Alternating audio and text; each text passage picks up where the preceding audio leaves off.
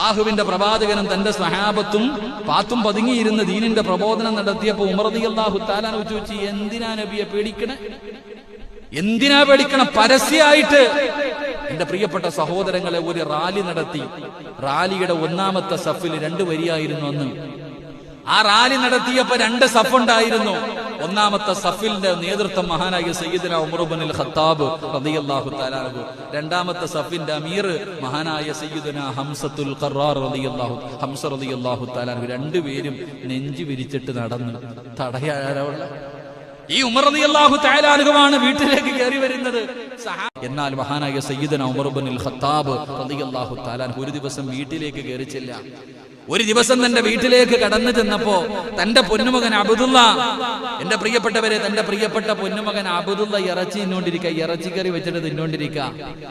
റളിയല്ലാഹു തആല അൻഹു കണ്ടപ്പങ്ങട്ട് വല്ലാത്ത ദേഷ്യം